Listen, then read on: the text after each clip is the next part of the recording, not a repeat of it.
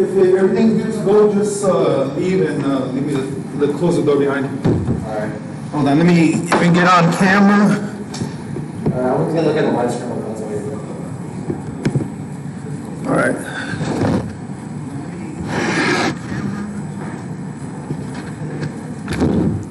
All right, I think I am good, ready. All right. Sorry. Okay, all right. Gonna be 3. So I'm good on both platforms? Yeah, you're good on that. And what about YouTube? Oh, What about YouTube? yeah, check it. All right.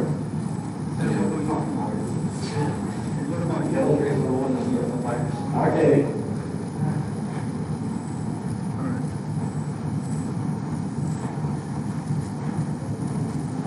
Did you open it? All right, so look at this is what I'm looking at right now. Oh, that's because it's open. There you go. No, there you go. All right, so look at this is what I'm looking at right now. Oh, that's because it's open. All right, there you go. Oh, yeah, it's on now. Okay, I got you. It's turn off your phone because you can hear that volume. It's on. All right. Go off the laptop. Turn off your phone. Okay, I got you. Everybody for being here. We're just going through some technical difficulties, but I wanted to make sure we got started right on time because last week was horrible, but now I got all my technical support here. So what I started off last week is going over village discussions, and we're talking about leaderships during crisis. I wish there was an opportunity. We don't have that situation going on right now, but eventually we're going to have an interactive chat where I can take questions from the audience, but at this time we don't have it. So I was just wondering, if I had one of our members just here, and we had an opportunity to talk face to face, one of the first questions I would be asking them is, or her, is, what are your concerns right now? Like right now, we're all getting inundated from news. If you turn on your cable TV or whatever, everybody's talking about the coronavirus. Even if you go to Instagram, Facebook, somebody got to say something about the coronavirus. So I'm just wondering if my audience is really paying attention to like what news is going on out there, like how to keep yourself safe, how contagious this situation is. What does the rest of our country look like? I mean, we have Florida that looks like is going to become a very serious problem. California is dealing with it right now. Right now, New York City is the epicenter of the United States with over 50, it could be like 60,000 cases now that they have over there. And then one thing that's concerning to me that I'm paying attention to is what's going on in Michigan and Illinois. So I've heard reports on the news that Chicago's blowing up with cases, and so is Michigan. Michigan's almost getting on point to be one of the new epicenters for this virus situation. So it would just behoove everyone just to kind of pay attention what's going on literally around them. I'm not trying to instigate any type of panic or anything like that. I just want my audience to be observant and know what's going on around them. If you were right in front with me and we were talking about the situation, I'd be asking you, what is your concern about it? What are you thinking about what's going on right now? And then what some other questions I'd ask is like, what are you doing to keep yourself safe? I know when we're young, it's really challenging to take some things like serious where we want to do X, but either our parents' institutions are not letting us do that. And everyone being young at one point has that natural rebellioususness against, they have a natural rebelliousness when they hear the word no. So right now, if you're asking, hey, can I go to the park, play some ball? No. Can I go to school? No. Can I go down the street? Technically, no. We have a stay-at-home order from our governor where our mayor had even said it's safer to be home and place. Even though outside we don't have bodies dropping left and right, it's still a situation to be concerned about. Last week when I did my presentation, Milwaukee barely had 300 cases in Milwaukee County. Just looked at it just recently. That number has gone even double, like to 665. And now, as of a couple days ago, now the state has over 1,000 cases. It's almost like almost 1,300 cases in the state. Milwaukee County is still big. It's not climbing as fast as some of these other counties like Appleton and Janesville. But I was hoping Milwaukee wouldn't get out of pocket like this because that way we have more freedom of movement. But unfortunately, it kind of looks at going into the direction of we might have to like do some serious steps, just like what New York and Illinois and California are doing. Because there's one glimpse of hope. Because when all this stuff first happened in Washington State, over there by the Seattle area, that's where it blew up so big. Everybody had to pay attention to it. It wasn't a hoax like the president was trying to say. Medical experts got on board and said, "Hey, we got a critical situation going on," and that was almost about a month ago. Now, as we're going forward, there's some promising news coming out of Seattle that the rate of infection is slowing down, which is great news.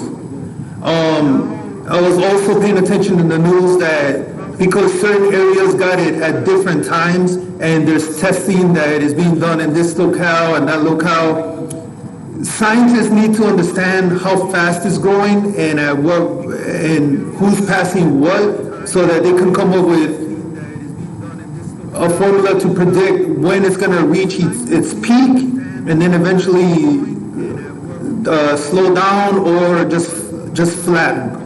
And what that means is that I don't know if you've paid attention on the news when they talk about flattening the curve, keeping it down. What they're really talking about is that right now everything is spiking up.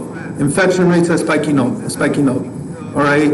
Eventually, they're going to plateau and the rates are going to go down. We're still going to have sick, but instead of it shooting up, it's going to flatten.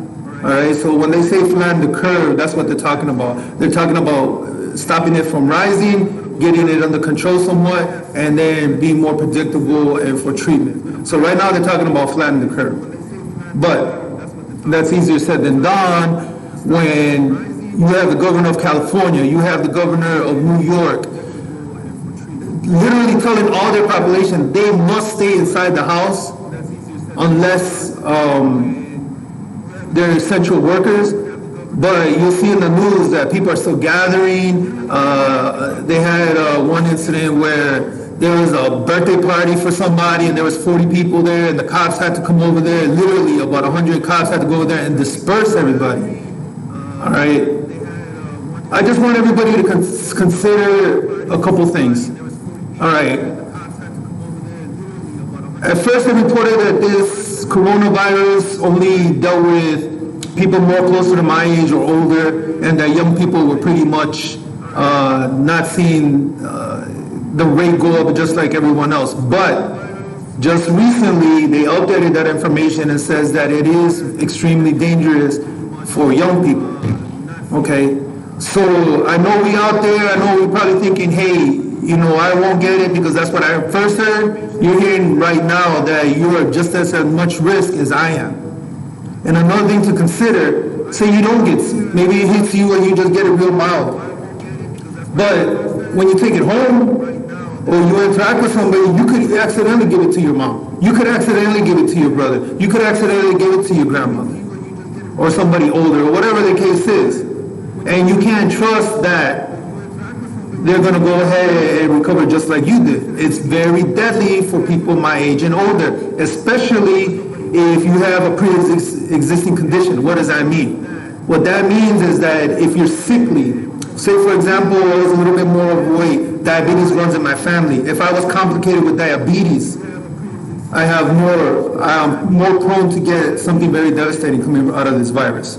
If I was a little bit larger, a little bit more obese, that puts me in a vulnerable situation also. And one thing we got to consider here in the United States, if I don't remember, I think I remember correctly, but I saw a stat that said over 40 to 60% of citizens in the United States are overweight.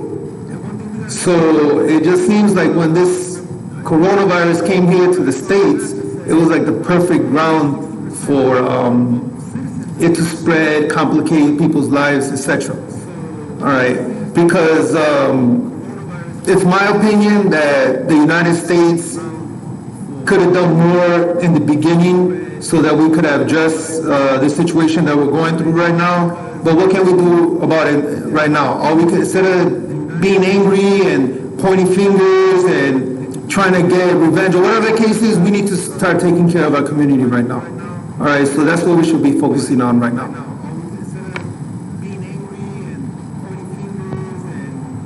We need to start focusing on our community right now. And I was kind of dismayed yesterday when I heard the president talk about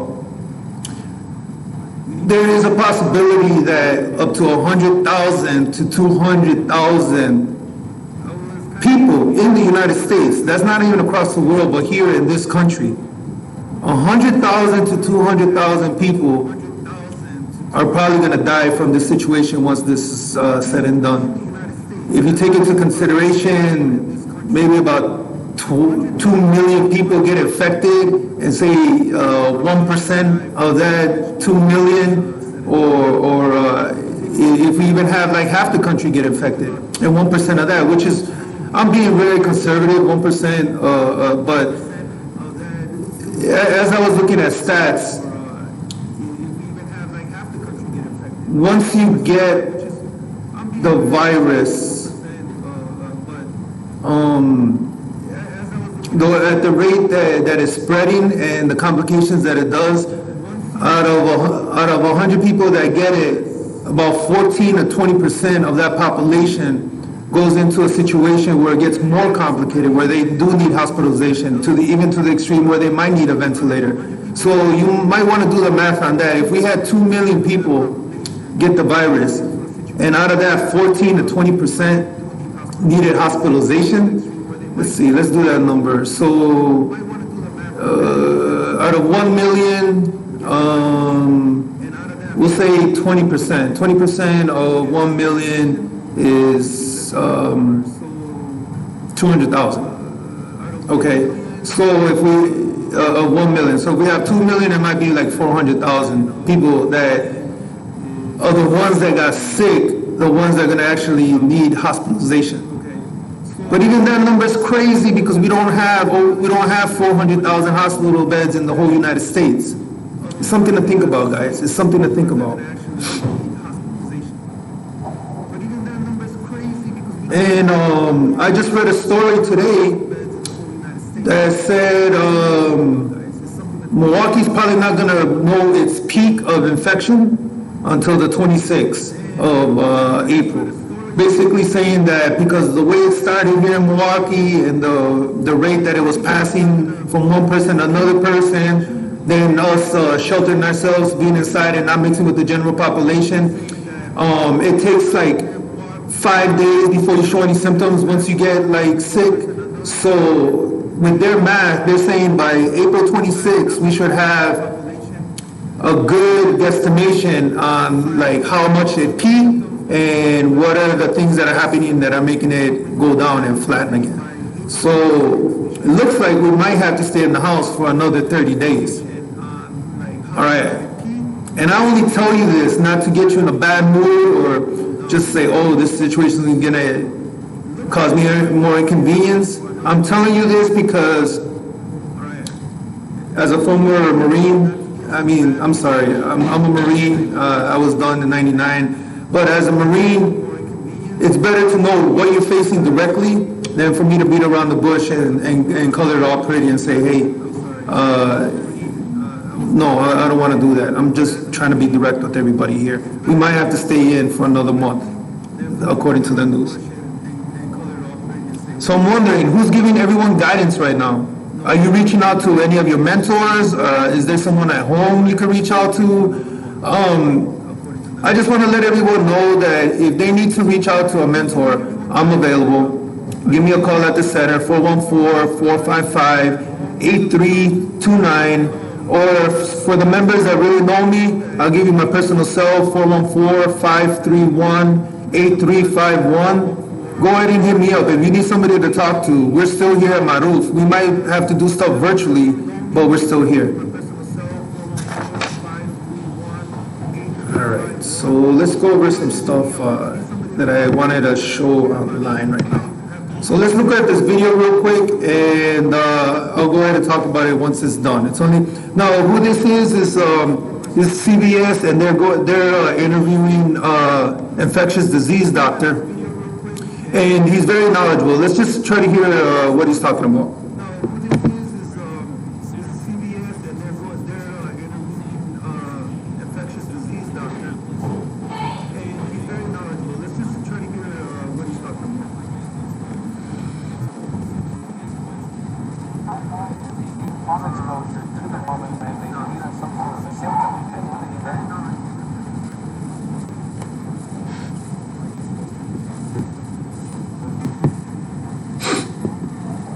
All right, I'm not really familiar with all this. I'm sure it's probably playing somewhere, but I just want to go ahead and just do something else.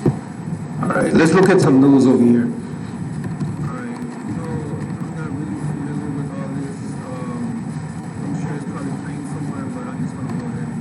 Okay, I had some things that I wanted you guys to look at while we're talking. All right, so this is the one I think I want to bring up. So we have Governor Tony Evers asked President Trump for a major disaster declaration.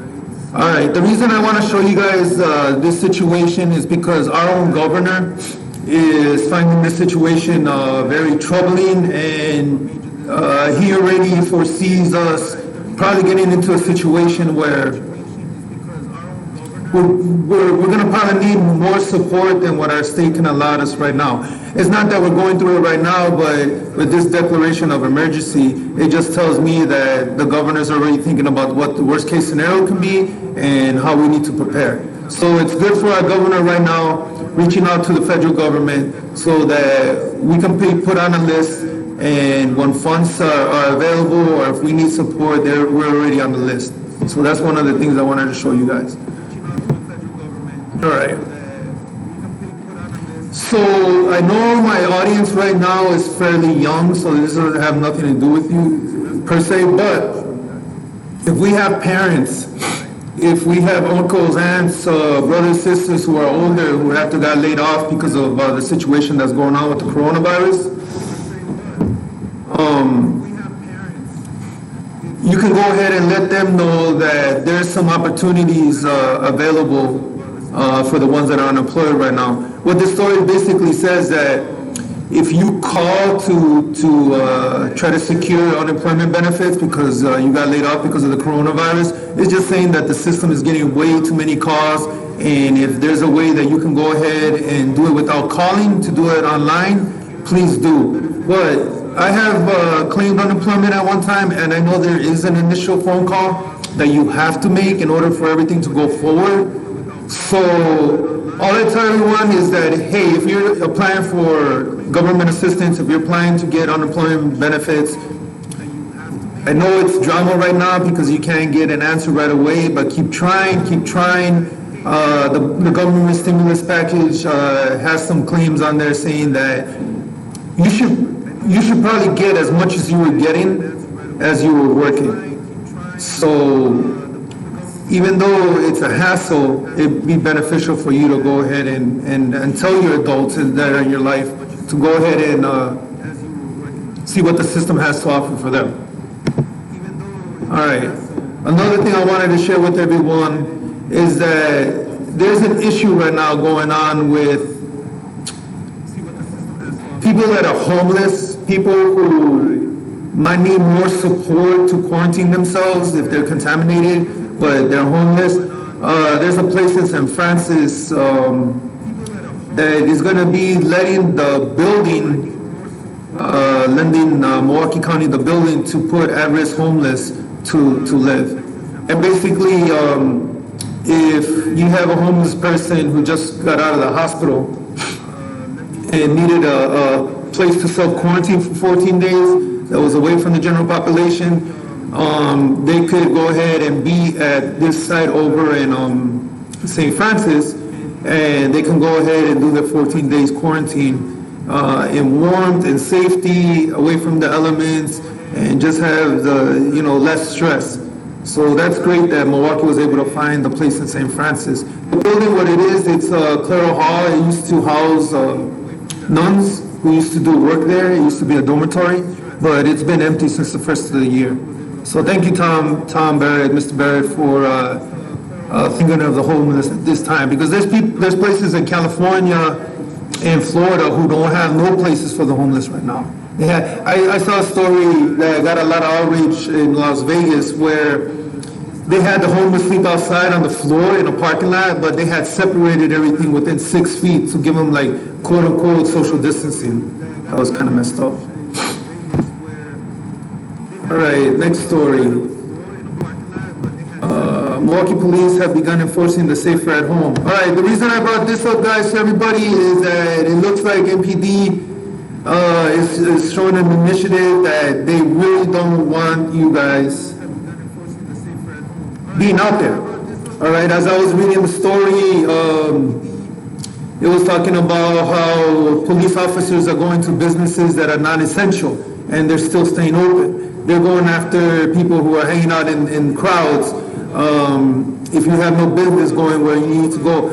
Look, there's a reason why the governor and our city leaders are asking us to stay inside, all right? Because it's out there, and it's spreading here in Wisconsin, and it's definitely spreading in Milwaukee, and the biggest rate of infections are the population on the north side, okay? And you could pick this up, if not easier than the flu, way more easier, because it's way more contagious than the flu. You don't even have to be close to somebody. You could be within 3 feet of them, and they just let out some air, and their little droplets end up in your mouth. You won't know that you're sick until like 5 days later. And within them 5 days, you can still get other people sick. So imagine, you got caught up in it. You're walking around for 5 days thinking everything's sweet. And then who knows how many people you passed it on for being just, real lackadaisy about it. And on the 5th day, boom, that's when everybody sees what's going on. Don't do that, all right? This situation is too brand new, too complicated, where we can't even give an advice on like who's gonna be well, who's not gonna be well. We're still waiting on the data. So don't put yourself out there to make it even worse. Just saying, the police officers are not gonna be putting up with that situation anymore. It's coming to a desperate situation, guys. So be compliant. All right, some other promising news. There's a lot of layoffs going on. There's a lot of businesses that had to close down because nobody can even be out of the streets anymore. But the ones that do stay open are the gas stations, food stores, and pharmacies. Okay, and these guys are considered heroes because they're there every day making sure that their shelves are stocked, so people like us can go ahead and make a food run, bring it back, and just stay nice and safe in our little homes. All right, but these individuals are out there doing their shifts like 4 hours, 8 hours, maybe even 10 hours at a time because of the demand that's going on. So Roundy's is holding job fairs at 12 Wisconsin Pick and Save locations. That could be welcoming news for anybody in your family that might be looking for some temporary work. I'm sure it's only on a temporary basis, but they have a listing on here which ones are that you can go to. So I found this on TMJ4, WTMJ4. I went on their website and it lists all the pick and saves that are doing on-the-spot hiring and stuff. So there's some in Waukesha, Brookfield, New Berlin, Green Bay South. All right, Green Bay, Wisconsin. So these areas right here are hiring. So I wanted to show everybody. If anybody knows of anybody that's interested in trying to look for a job, and not only that, Amazon is hiring off the chain right now, off the chain. I know people personally who applied last week and got put to work a couple days later. So I don't know how stressful your adults in your life want to get to the next job, but there is some opportunities. So Amazon and places like Pick and Save are hiring definitely. And I'm sure probably DoorDash is hiring like a mug. Anything dealing with delivery service, I'm sure there's a high demand for that right now. Okay. All right. I didn't want to put all bad news. I didn't want to put all coronavirus and all that stuff. I don't even know if it's a good idea to even show you what's coming along. But a good set of news is that we got warmer temperatures on the way. Dude, I've been getting so irritated about how it's cold it's been these last couple of weeks, and then now staying at home and the uncertainty going on in there is just adding to a bunch of the stress and confusion. All right, but starting later on this week, we should be getting some better weather after it stops raining. You know, this is the early time of spring, and that's when we do get a lot of rain. So we're in the rainy period right now in our season, but it looks like starting tomorrow and Thursday, ooh, okay. Looks like it might be getting up to the 50s and 60s even on Friday. But even though we can't hang out at the mall and go out cruising and all that good stuff, will be a good change in things. We need some promising weather, all right? But just because we have the weather out there being a little bit better than what it is right now, remember, we're at a stay-in-place order by the governor, and also reinforced Safer at Home initiative by the Milwaukee mayor. So let's not be stupid, all right? We still don't know what our highest numbers are going to be here in Wisconsin until April 26th, okay? So do your part, all right? Do your part not to mess things up. Do your part so that we can still keep going forward, all right? So warmer weather's coming, everyone. All right.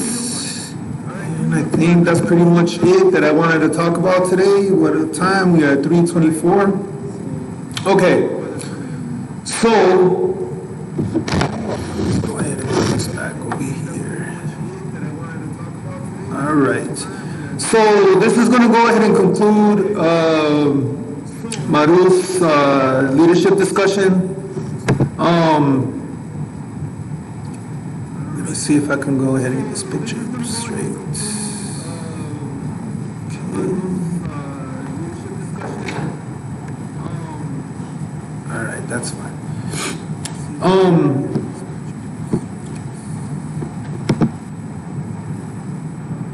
Now, if there's anything I can do on your side, from my side, I'm sorry, and there's a certain kind of discussion you want me to go ahead and highlight or anything like that, why don't you go ahead and email me at Jesse at marufcenter.com, Jesse, Jesse, at marufcenter.com, or give me a call at 414-531-8351, and let's go ahead and talk. Give me some ideas so I can get up out here. And my job here is to be for the youth that are in our community. And just because we're getting locked down doesn't mean that it stops. All right, we're just trying to come up with ways to still reach out, still connect, still make sure that we have a relationship. Now, we are going to apply for a Safe Summer Grant.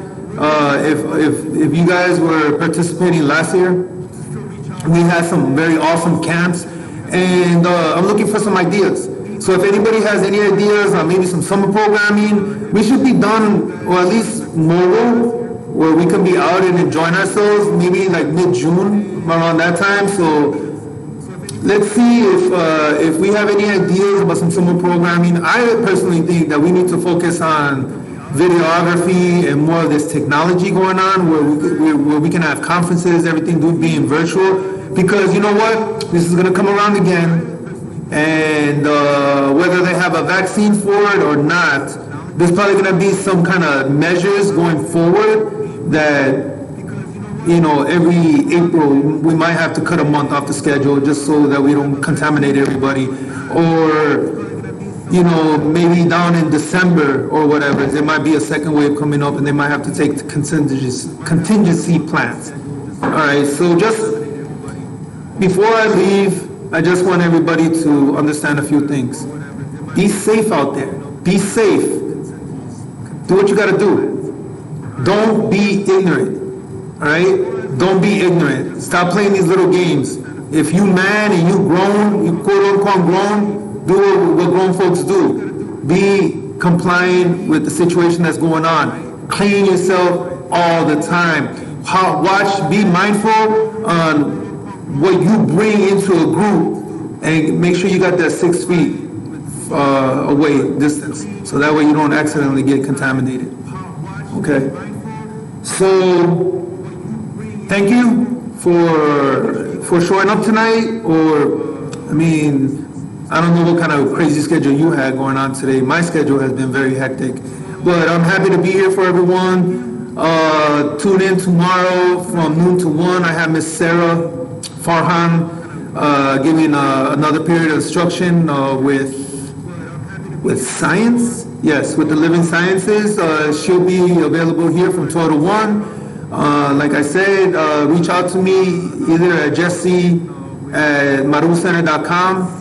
And stay focused, everyone. Stay united. We're still a community. Maru Center for Youth Innovation. This is still our village, everyone. Let's go ahead and make sure we keep it together. All right. I love everyone. Peace. Everybody be safe.